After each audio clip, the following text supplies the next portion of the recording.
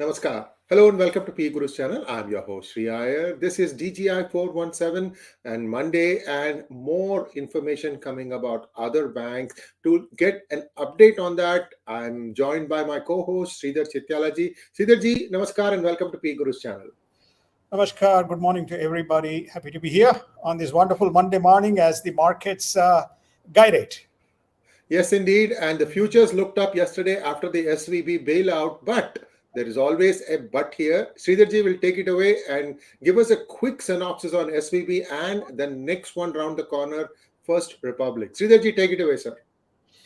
Well, I think the first and foremost SVB issue is resolved. I think the Fed and FDIC and jointly with Treasury came very quickly with a resolution, which is effectively to say not just the FDIC insured deposits, but also the non-FDIC, which constitutes about 80 to 85% of their book, will be back-end protected as a whole. There will be two separate insurance schemes which will take care of it, and they released $25 billion. So that gave a lot of Fed relief to the markets that there is stability along with resolution on the Fed. This also brought, two important parameters. First question is, are the banks well capitalized? The answer is yes. There is what we call as the tier one capital is 14 to 16% against the norm of 8%. The question is, if you have tier one capital alone, is that enough when you have a good chunk of your deposit in non-insured deposit schemes? What is a non-insured? That is accounts which have more than $250,000. In such accounts, FDIC insurance doesn't cover. FDIC insurance covers only up to $250,000. So you will find that when you do we probably will do one of the days, look at a cross-section of the banks. Vast number of them have, pretty close to more than 50% of their deposits in non-FDIC insured accounts. That in itself can create a problem. It doesn't need to create a problem because we have sustained that for a long period of time. But it creates problems in a rising rate environment when there is no liquidity in the market. So one of the first banks that went to the market and said, I may need liquidity, and the liquidity cover was provided by JP Morgan as well as Fed was for First Republic. Obviously, whenever you do this, you recall the SVB issue. SVB went to the market. It said that it sold bonds and incurred $1.8 billion of losses on Wednesday. And Thursday, it said it is in the market to raise $2.5 billion. That was enough to create a run for the money and run on the deposits, which led to the SVB saga. Fortunately, they seem to have stemmed that in First Republic. We don't know the exact position, but they got the liquidity. But the markets are not buying into it, and that is why it was down 40%. It is down as we came into the market, as we came into the show, 70% down. The stock is. Hopefully, they will make a statement and that will be stabilized. Sridharji, the reverberations of this, I'm also hearing that oil is now not taking that many takers. Unrelated, banking, and then oil.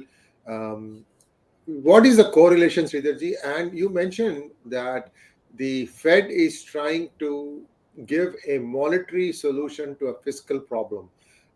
Maybe you can make that a little bit easier for people to understand, sir, what exactly is the problem with the United States economy? Okay, so let me, we have said this quite a few times in DGI, that you cannot provide a monetary tool to a fiscal issue. What is the issue? The issue is inflation. Okay, so how are we tackling the inflation? Inflation is not being tackled because there is a demand resurgence, but there is a supply constraint. So therefore, the prices of commodities and goods are up, which is causing the prices to be up.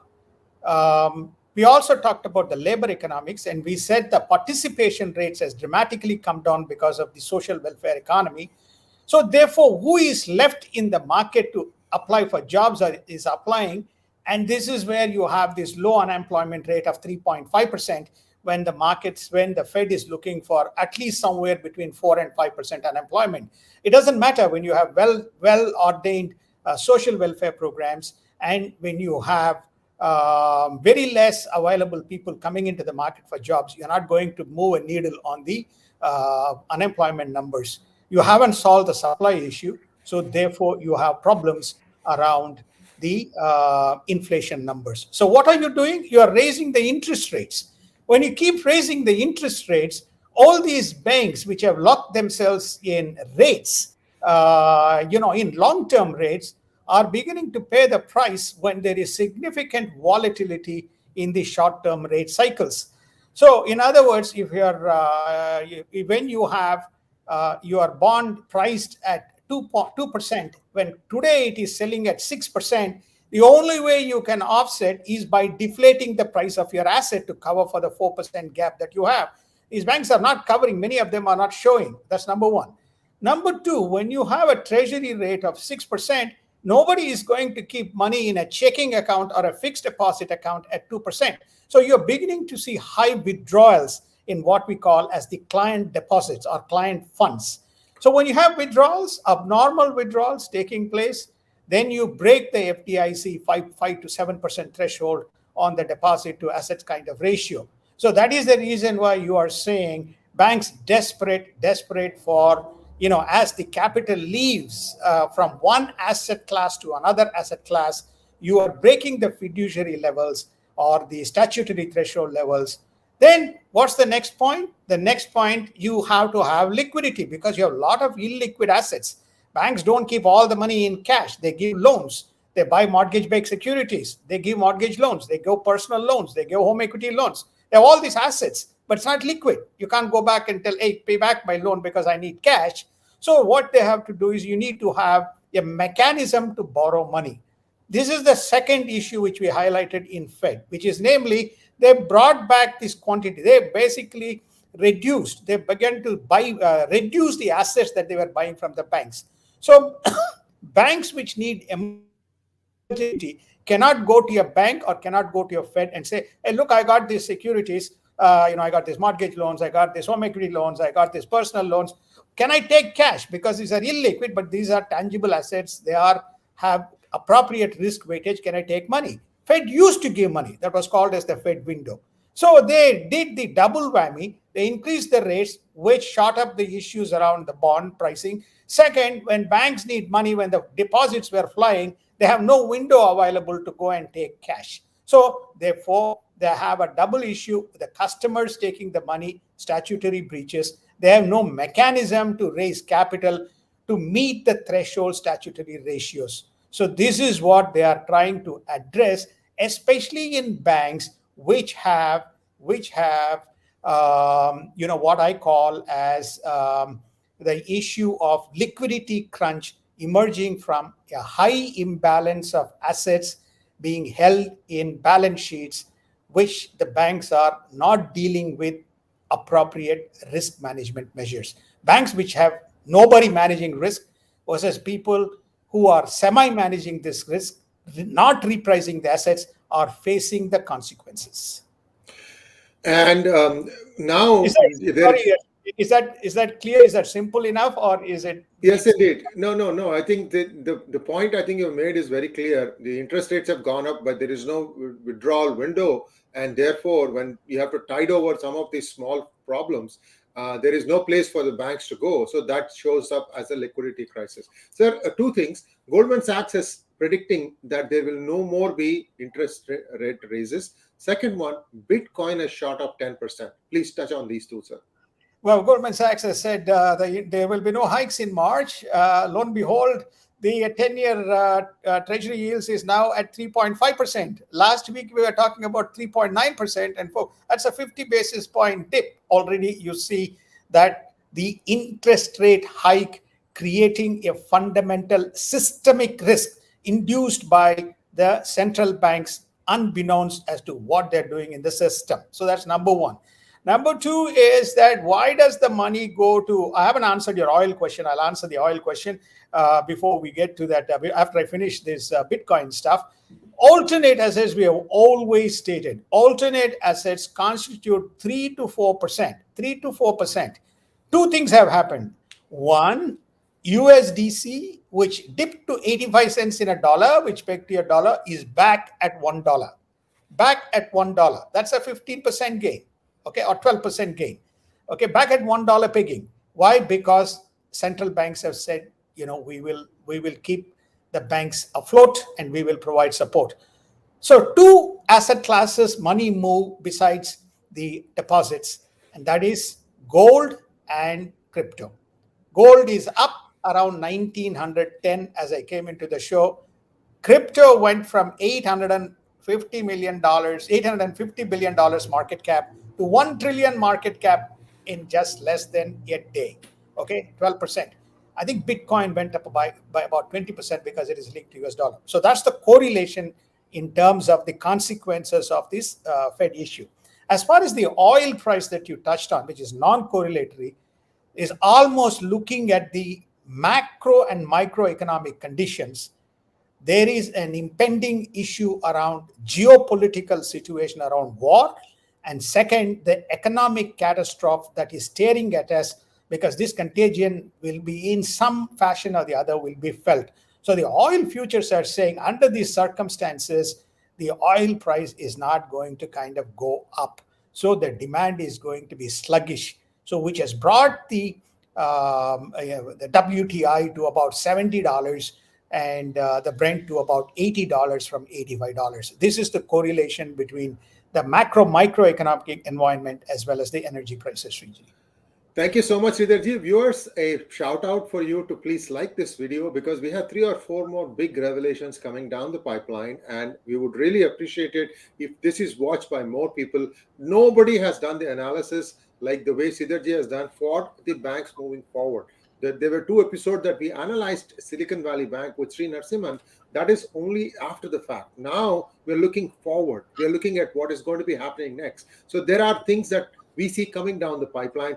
That's what we do best at DGI. So please do like this video, and we move on to the next topic, which is China. Sridharji, in China, China's economic espionage is a chief concern for US competitiveness, as intelligence community told members of the House panel. I'll just read a couple of new items, sir. January 6th, attorney alleges that FBI critically altered evidence, requests special master review of all messages. Kevin McCarthy says GOP will slowly roll out the January 6 footage to every news agency. Looking in overall, so the Democrats hyped it up big time. The word insurrection was used where it should have not been used, and it was like a parrot, everybody saying the same thing again and again. See, that part is one thing.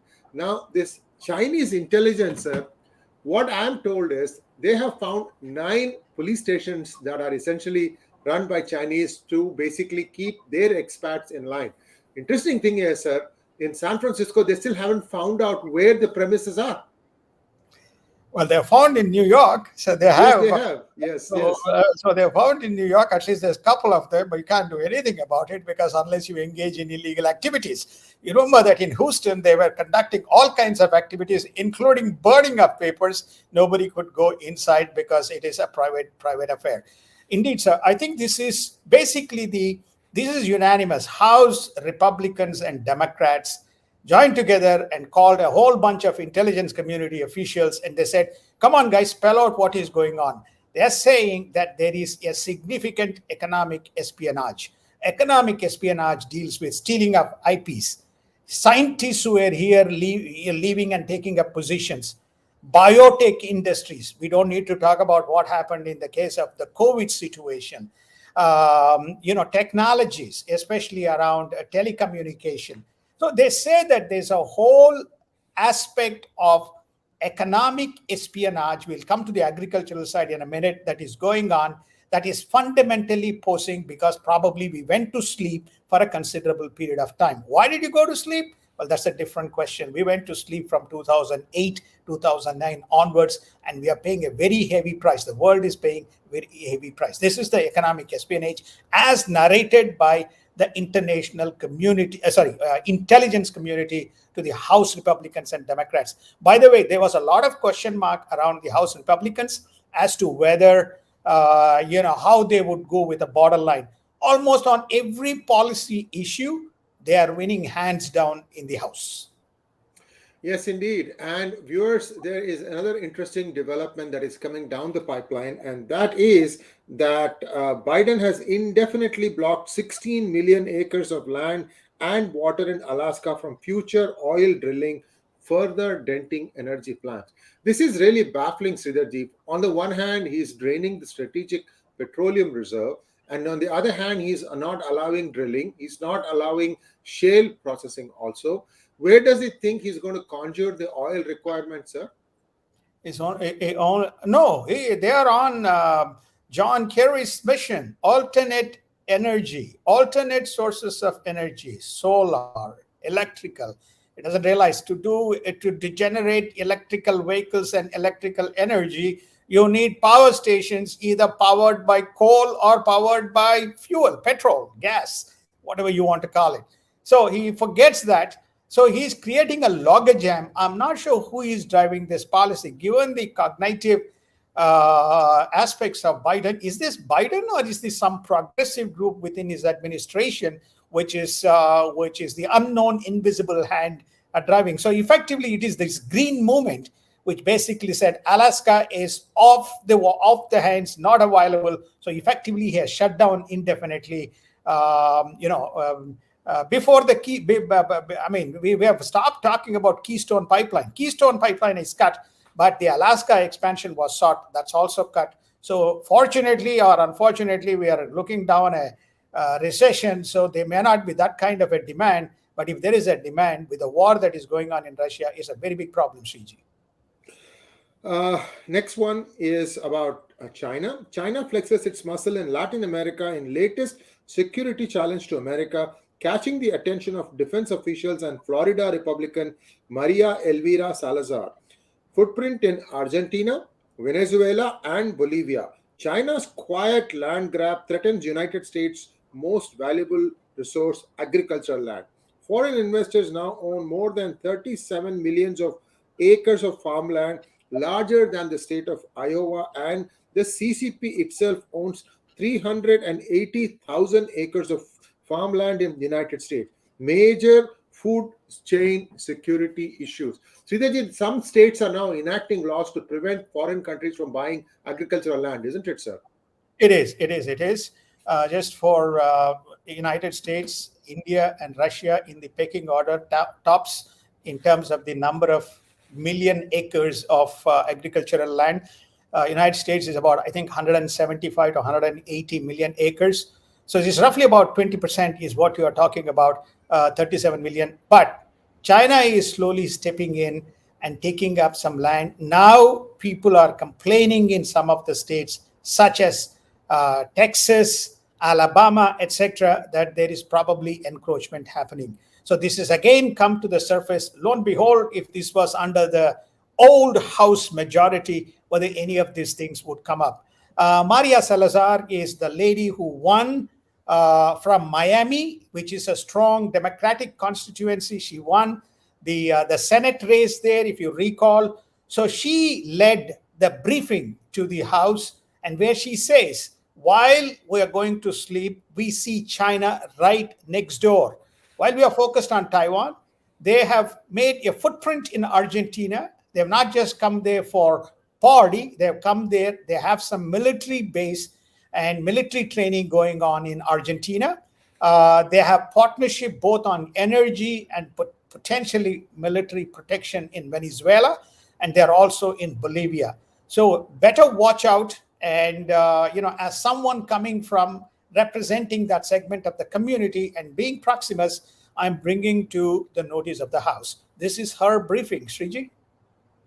Thank you, Sridharji. And like we mentioned in a previous episode, illegal migration has reared its ugly head again. 1,000 people rushed the border in the US-Mexico border, and there were also shootouts using by the drug cartels. Sridharji, this is something that we have been warning for a long time, and yet this government seems helpless. They dial down the number of resources given to Customs and Border Patrol. And what is happening now, sir? That fellow is still around. Nobody has been fired yet. The DHS. No, I Secretary. think that, no, Shriji, what is happening is, for the first time, the House is burdened with so many different competing priorities. Taiwan, Russia-Ukraine war, China espionage, systemic issues, economic problems, the issues around our budget, the debt, what you call as the debt limit, where debt limit increase. So we have a whole range of problems that is confronting besides all these other, we have even talked about crime in various cities. But what is going on in the border is very, very worrying. If you get a chance, or we'll share the link here, you can see the video. These kids just coming across the El Paso Bridge, across Texas, just like that, thousands of people marching in, almost there is nobody. Now, let's take a look at some news from India. Prime Minister Modi might be visiting the United States during the International Yoga Day around the 21st of June. And is this the state visit that we have been talking about, Sridharji? It is a state visit. So the dates are tentative. They're keeping it under the hoods. It's a tentatively planned between June 21st to June 25th. He is expected to come to New York, attend International Yoga Day. But this is a state visit, meeting Biden. There is no other agenda. It looks like there's a whole slew of strategic issues that's on the table, including Quad, including G20, including the I2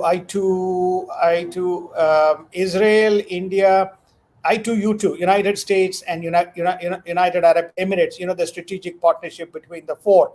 So all these items are in the agenda, including Russia-Ukraine war, plus cementing the bilateral agreement and the money flows between United States and India. This is also on the cards, Shriji. Thank you so much, sir. And now let's take a look at a couple of performing high-profile Indian Americans.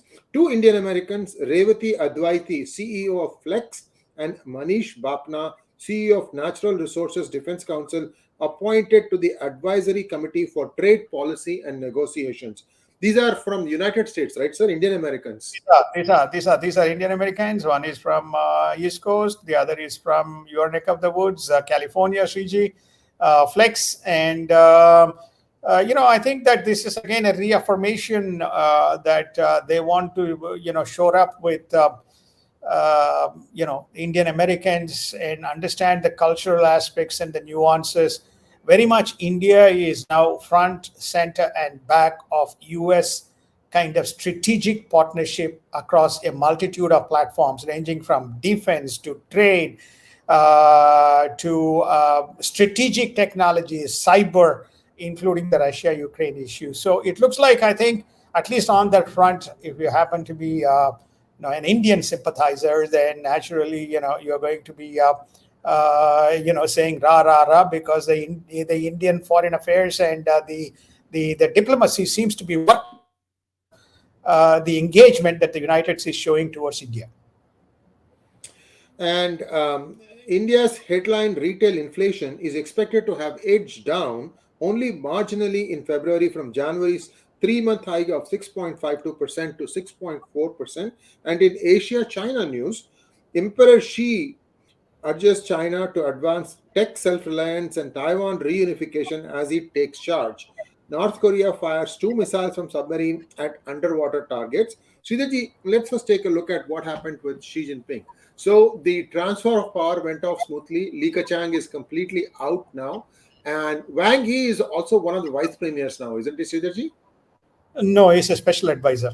Oh, special advisor. Okay. Yeah, Qin Gang is now the completely fully in charge of foreign affairs. Yes. And then I think it's either Li Keqiang is the other Li, who is now the Shanghai governor who ran. He is now the premier. So he has been given the brief to single-handedly run the economic revival after COVID. So his strong henchmen have been put in place. But what is the key message? He sees technology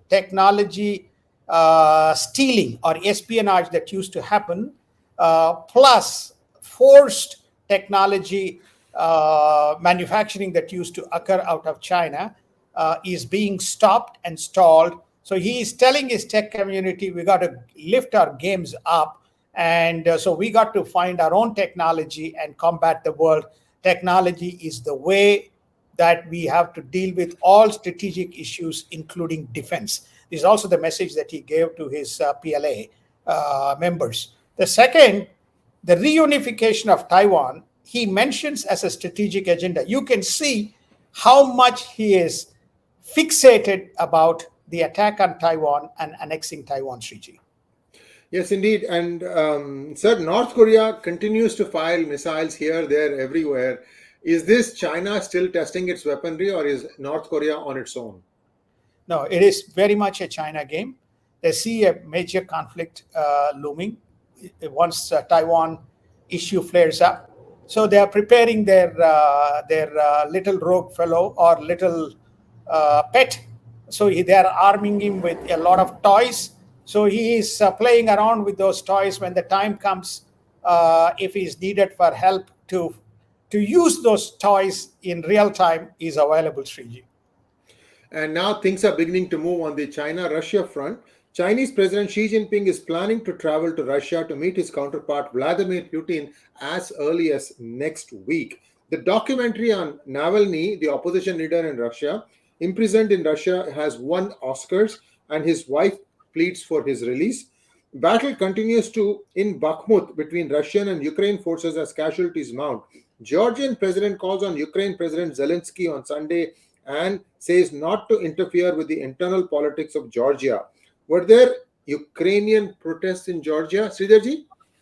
There was a brief protest, and Ukrainians waving red flags. So Georgian, who actually maintains a balance between Russia and Ukraine, who is a pro-supportive sympathizer of Ukraine, has stated very clearly that 20% of Georgia is occupied illegally by Russia as part of Ukraine's settlement. Russia must quit Georgian space. So he doesn't want any of this, side taking by, or any of this Ukrainian stuff coming in Georgian soil, notwithstanding the fact he's a sympathizer. Hence, he's kind of saying, step away. We want a resolution. I want the Russians out of Georgia. By the way, most of the Russian refugees who are fearing reprisals within their own country, one of the first port of calls, besides Belarus, is Georgia. Yes, indeed, sir. And lastly, in Middle East news, Iran and Saudi Arabia appear to be headed to a new era of relations after rounds of talks in Baghdad and support for the reconciliation coming from Oman and China. Reports that the two countries have agreed to normalize relations after years of hostilities important for the region. Will it last? Go ahead, sir. Will it last? The answer is no. I think China and Qatar are flexing their muscles. Why Qatar is taking, unfortunately, the side of the Chinese, notwithstanding the fact the Qataris were involved with United States in the Taliban resolution, if you recall, a lot of activity taking place there. But they're playing some kind of a games. It may be relating to their natural gas and the tie-up that they have with the Chinese. But it's a very interesting nexus: Qatar, China, Saudi Arabia, and Iran. This is where the West Asia Accord has been bungled bad time as a foreign policy by Biden. But that's a very strange arrangement that has come up against the backdrop of India, Israel, and United States and United Arab Emirates. So they said that they would normalize relationship, open embassies, and try to give access. The question is, will it last? Historically, it has never lasted.